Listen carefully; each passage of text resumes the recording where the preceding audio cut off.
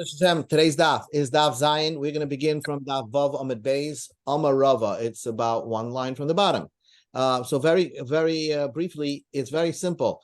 We know that when a person is mekadesh in isha, he is buying something. The man is buying, and the woman is selling herself to the isha. Usually, the buyer pays money to the seller, which is the case when you mekadesh in isha.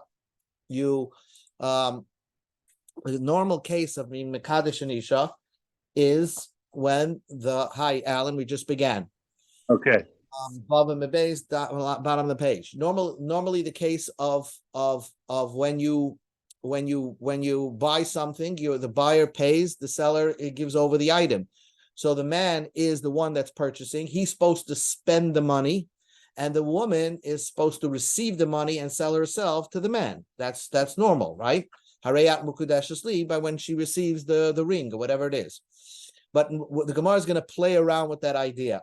Here, in certain instances, the woman doesn't have to receive anything, and she could be Mikudeshes. Amar Rava says, if the woman says, 10 mana leploni, give, let's say, money, if she says to her future husband, and says, give $100 to so-and-so, let's say she tells her husband, her future husband, give $100 to so-and-so. Okay, I'm going to go this way. The Akadesh Loch, and I'm going to be Mukudeshes to you. And I'm going to be Mukudeshes to you. I'm so sorry, but my computer's messing up here. The Akadesh Lecha, and I'll be Mukudeshes to you. So the din is Mukudeshes. She's Mukudeshes. So really, she didn't receive anything. She just actually told her future husband to give money to somebody, and she is being saying in that when you listen to me, then I'm going to be mekudeshes to you, and it works midin aref because she is like a guarantor. In other words, just like any person that guarantees a loan, he actually didn't receive the loan. In a regular loan situation, the guarantor didn't receive any benefit. Yet you can guarantee a loan even though you don't receive the benefit. So Arev, a guarantor, a guarantor never receives any loan. He is like requiring himself, obligating himself to pay back the loan. Hi, it's a tsunami, the seller, the woman herself. Even though she's not receiving anything. All she's saying is to her future husband, I want you to give $100 to so-and-so, to Reuven, and if you listen to me, I'm going to become your wife. She is obligating herself and selling herself to the guy. Why? Because she's benefiting. How is she benefiting? Because the guy is listening to her. And therefore, her future husband is doing something on her behalf. And that is considered some sort of hanoah. So she didn't get a financial benefit. She got some other benefit of she commanding something, and people are listening to her. That's enough for her her as a recipient to be mukudeshes to the man. Says the Gemara. What happens if she says, Heilech mona viskachi leploini? She says to the guy, what happens? A man comes over to her. How about that? A man goes over to a lady and gives her $100. He says, I want you to be mukudeshes to my friend. So the buyer didn't lose any money. In other words, the future husband didn't shell out money. It was the shliach that gave the money from his own pocket to the woman, and is saying that by the virtue of me giving you the money, I want you to be mukudeshes to my friend, mukudeshes. Now here, the buyer didn't shell out the money because midin evet kanani. It works midin evet kanani. Evet kanani, a person who is an evet kanani, a slave, right? Say you're a slave. The way to go free is somebody else pays your redemption. Somebody else pays your bail to your master. Then you go free. So lav afagav deloy kachasav laimidi. The Evet Kanani himself is not paying his redemption. Somebody else is paying his redemption. Kakani nafshe. He gets to go free. Hai gavraname. The husband himself, afagav loy kachasav laimidi. Even though he's not missing anything, kakanin lei lahai itisa. He acquires this woman. So far we saw two things. Number one is that the seller doesn't have to receive the money necessarily, and the buyer doesn't have to lose money in order to activate a sale. So in both cases, we can have a woman becoming mukudeshes. In one case, she didn't receive actual physical money, and in another case, the second case that we just learned, is the buyer, the actual husband, did not shell out the money to be mekadesh the woman, and yet it's a good kedusha. But what happens if the case goes like this? 10 mona leploini v'akadesh ani loy. It's at the same time it happens. The seller is not receiving money. The buyer is not losing money. And if it happens at the same time, it could still work. Mukudeshes din shneim. It's mukudeshes because of these two concepts. Again, what's the case? A woman says to a man, give $100 to so and so. And that so and so, let's say, give $100 to Reuven, the kadesh ani loy, and I'm going to be mukudeshes to him. How about that? She's been mukudeshes to Reuven, and not only that, she's gifting her future husband $100, and yet it could be work. Why? Because Arev, a guarantor, lav afagav deloy kamote hanoli yadei komishtabed nafshe. As we saw before, a guarantor on any loan doesn't receive any benefit. He's not receiving the loan, and yet nevertheless, he is requiring himself to pay back the loan in case there's a default. So in order to sell yourself, you don't have to necessarily receive something. You have to receive a benefit, but you don't have to receive a monetary benefit. This woman also, she doesn't receive any benefit.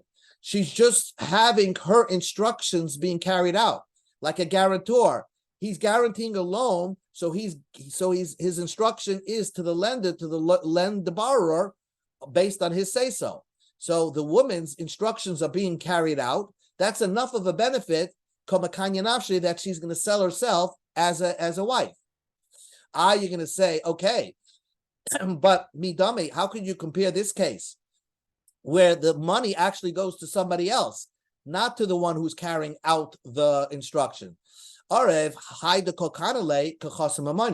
The one that she is selling, that you're guaranteeing to, is actually losing the money, right? You're guaranteeing to a lender who's losing money by who's making this happen by lending to the borrower. The actual person that's going to end up acquiring the woman is one that's not going to lose anything, because she's told she told a person, give money to Reuven, and I'm going to be mekudeshes to Reuven. So Reuven never even wrote a check for anything, and yet it works. Answers the Gemara, Evet Kanani Yechia, because Evet Kanani can prove this concept. Why? Evet Kanani, Afagav, the Loika Chosimban V'Kokani Nafshi. Evet Kanani's situation is that even though it didn't lose any money, and nevertheless, he's koine himself. So therefore, same thing over here. Even though somebody else is paying on his behalf, he can purchase the woman. So the Gemara says, "Mi dummy, can you compare?" Hosam chad chachta makne kakoni, hocha ha'itza komakne nashi v'lei kakoni v'lamidi. Over there, in the case of Evet Kanani, the one that's being sold is actually getting something. The master is actually the master selling the Evet back to himself is actually receiving something. Here, the woman who's selling herself is not receiving anything. So you go back the other way. The concept of guarantor proves otherwise, that the seller doesn't necessarily have to receive something. Even though he doesn't receive the money, he's still mishabed himself. So now the Gemara asks a question. Rava asked the question. Rava asked a question. Here's a new case. Here's $100, and I'm going to be mekudeshes to you. How about that? A man goes over, a woman goes over to a man and gives him directly $100, and she says, "I'll be mekudeshes to you. I'm going to become your wife." That's just the opposite of what our Mishnah says, where the man gives the woman. Here is the opposite: the woman gives the man. Mahu, what's the din? She's mekudeshes. Wow, how could that work? Why could that work? Amalei Rav Ashi Lamar Mzutras, or Rav Ashi says, Rav Mzutra, the Gemara understood that the way it's going to work is that the husband who collects the money from his future wife, the fact that he's koina the money, by derivation, by extension, he could be koina his wife. And things like that work migdin agav. For example, if someone buys a field and there's a tractor on it, once you make a kinyan on the field, automatically you acquire the tractor that's on it. So what we're saying over here is that once you acquire the money, so by derivation, by extension, I mean, you can acquire the woman, says the Gemara, but that's not really the way it's supposed to work. In Cain, you're going to acquire property, possessions that have responsibility attached to them, which is the woman herself. Niknim will be acquired in nechosim she'ein lehen machrayes, that are acquired as an extension from acquiring movable items, things that you can't put a lien on. We learned that this could only work in the reverse. How does this only work in the reverse? How did this only work in the reverse? Sorry. How does this work only in the reverse? Because we learned nechosim she'ein lehen machrayes, niknim im nechosim sheyesh lehen machrayes, bekesef b'shtar b'chazaka, with money and shtar and chazaka. It means you can buy a tractor if you pay for the field, either doing kesef or writing a document or doing chazaka. So that's the only way it could work. So how could it work by the husband just accepting and acquiring the money that his wife is giving him, and automatically by extension he's going to acquire his wife? Amalei. So Rava said, Marzutra answered, Misaver Amalei Agav. Are we talking about a situation of Agav over here? We're not talking about Agav over here. The gift that, let's say, she wants to marry someone who's a celebrity, right? The fact that she is giving a gift to the celebrity and the celebrity accepts the gift, that's enough of her receiving benefit of Kedushin. In other words, Kedushin, money that a woman needs to receive, doesn't necessarily have to be paid back, given to her in actual monetary value. It could be given as a benefit. What's the benefit? That she was given the opportunity to give a gift to a celebrity. With this benefit, that she sees that he accepts the gift from her, Gamra umaknir lanafshe, she agrees to sell herself to him. Itmenam mishmei derava, same idea mishmei derava. Chein leinya mamoina. The same thing would happen regarding money, that we learned before, that midin orev and midin evet kanani, that could work by kedushin. You could apply the same idea by any sale. If a person sells a field and says to him, I'm selling you my field, but I want you to give the money to so and so. Give money to so and so, and I'll give you my field. It's kana midin orev. Or let's say a man gives money for the field, and he says, I want it that you give the field to somebody else. That's kana midin evet. And finally, if the seller says, give money to somebody else, and my field will go to him, it goes b'din shneim. So this concept of orev and evet kanani that apply by kedushin apply by every sale. Utzricha, and I need Rava to teach me that by both, by Mamonis and by kedushin, that these concepts would apply. The ashmin in kedushin mishum daha itzasa nichale b'chol dahu. I would think that a woman a woman wants to get married under all circumstances. She has much more of a desire to get married, so she sells herself for ease, much easily. Kiddur Rish Lakish, the Amar Rish Lakish says, Tav lemesav tandu, milemesav armelo. It's better for a woman to sit as two with company than to sit alone. So therefore, even if she doesn't receive any money, she's already selling herself to her husband. So maybe only by Kedushin it would work. But if you're trying to sell a field, if you don't receive cash on the table, you don't want to sell that field. I would think it doesn't work. If it would say, Mamanis, I can be Michael my field and give it to somebody. I don't need to take money for it. But Kedushin, I cannot say, by Kedushin, I cannot say, a woman cannot say to a man, I'm Michael myself to you. That doesn't work. So I would think that unless she receives actual kesef, it would not work. Tzricha, that's why Rava had to teach you that it also works by Kedushin. Comes along the Gemara the Gemara and says something else. Amar Rava says, Hiskachili chetzi.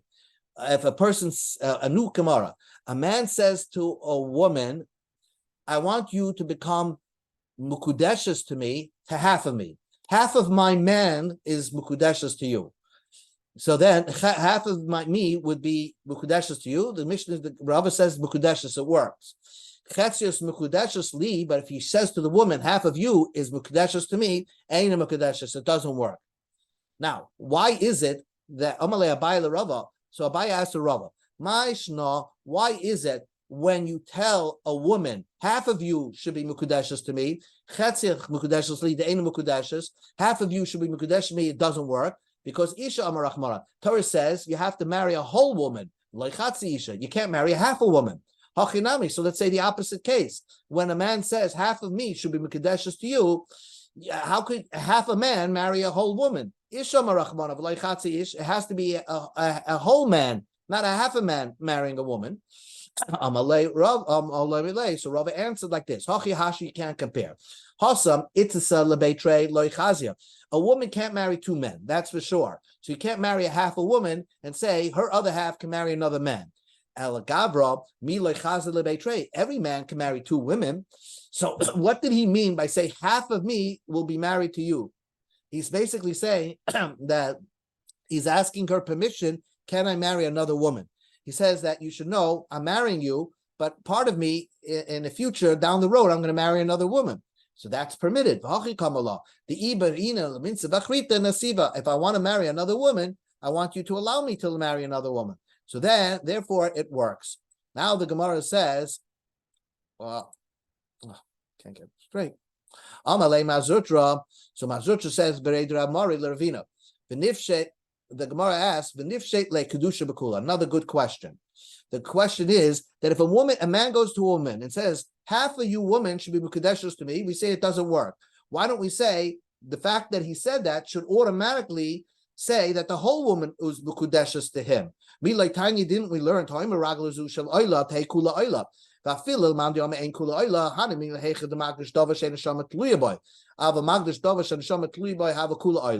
A man goes to an animal and says, this foot of the animal should be a carbon.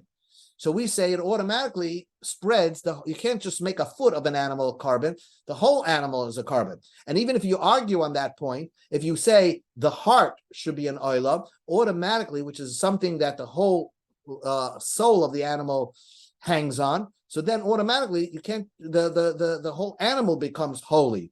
So therefore, by you saying half woman, you're mukudeshes to me, automatically we should add that the whole woman should be mukudeshes. Answers the Gemara, midami, how can you compare?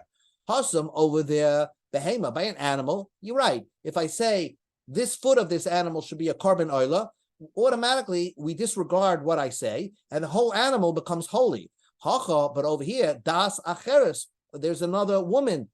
She is the one that's also needs her agreement to this deal, and she's understanding is that only half of her is going to be mukadeshas to him, so that wouldn't work. Holaydamia, we cannot compare it. What exactly Rabbi Yochanan said? Behema shel shnei shutvim. You have an animal belonging to two partners. You have an animal belonging to two partners. Higdish chetzia. One animal, one partner made half of it holy. Okay. Now you can't bring a half an animal to a carbon. And here, since there are two partners, the kedusha doesn't spread to the entire animal. So at that point, this animal is disqualified from bringing it up to the Beis Hamikdash. You have to sell it and take the value as a carbon. And then you went ahead and bought the animal and was makdish the animal. Kedusha ve'ena kreva. The animal becomes holy again, even if you technically bought now the entire animal. Now the whole animal becomes holy because you makdish the second half, but you can't bring it up because since this animal had a deferment, a disqualification, even though the disqualification now disappears. Once you're disqualified once, it lasts forever. And you can make a substitute. If you say this should be a substitute, this animal, the substitute has a din like this animal that you will not be able to bring up that animal as a carbon. Shmamina tlas. We learned the Gemara just opens a quote and opens a parentheses and then just goes on a side point. Shmamina tlas. You see three things from the Yochanan. What do you see from the Yochanan? Okay, hold on. Shmamina balachayim nitchen. We see from there that balachayim, a live animal, could be deferred. Once an animal that's alive is found disqualified as a carbon, you can never bring it as a carbon. Because others say that no, if the disqualification disappeared, you can bring it back in. No, others once even as a live animal, if it was disqualified, even though the disqualification came off, we don't bring it as a carbon. Ushmamina, we learn from here, if it's disqualified from the very get-go, that's also disqualification. In other words, you don't say that, only if it's disqualified after it was a ro'ui to bring on the mizbeah, then that's called a disqualification. But if it's disqualified from the starting line, maybe that's not called a permanent disqualification. So we say no, it is called a permanent disqualification. We see from there that there is dichoy, there's disqualification, even though the animal was never an animal that was actually had a kedushas haguf, that the animal itself was a holy animal. It was only an animal that half the animal had kedusha to it, so its only value was kedusha. Yet once it's deferred and disqualified from ever becoming a carbon, it's disqualified forever. Okay, but that was just a side point. Back to kedusha. Baya Rava asked the question: a man goes to a woman. Think about this case. Chetziach b'chatzi pruta. The chetziach b'chatzi pruta. Remember, you have to give a pruta to a woman to be mekadesher. You said half of you for a half a penny, the other half for another half a penny, and you gave it at the same time. You gave 1 penny at the same time, and you said this statement. Mahu, what did the man mean? Kivin the amalei chatzi pruta. Since he said half of you is for a since he said a half a penny, paseka. So he divided the woman in half. Divide the woman in half. Each half of the woman gets a half a penny, and that's no good. Or maybe or perhaps he was counting towards the full sum of the kedushin money and intends for the kedushin to take effect as one pruta. So then it would be a good kedushin. If you want to say Mayna v'Haylach, he's counting towards the big number of a pruta, what happens? He says like this: Chetziach b'pruta, half of you is with a penny. The Chetziach b'pruta, half of you is with a penny. Mahu, what do we say over here?